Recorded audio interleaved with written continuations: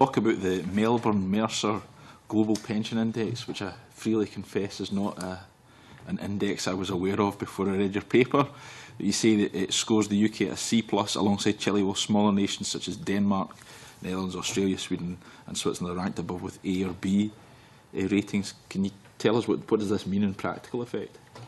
It just means the state pension provision by government in the UK is much farther down the list than anyone who doesn't sort of pick up these things and sort of pay attention to them is aware of, in my view. The debate in the news and the press and so on is very much about pensions crisis and so on, but no one has actually said what we have is actually really quite far down the list on several of these rankings. The OECD one's the most recent one to come out, to my knowledge, that is.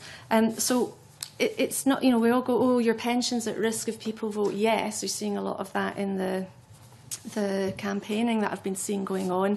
Put our pensions at risk, no thanks, one poster I saw. And I thought, but actually, your pension's A, not that good at the moment, and secondly, who's to say it's not at risk as it stands?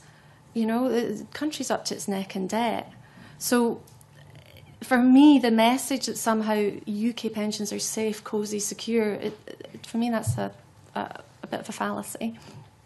In a nutshell, Denmark, Netherlands, Australia, Sweden, Switzerland pay their pensioners a better pension than UK does.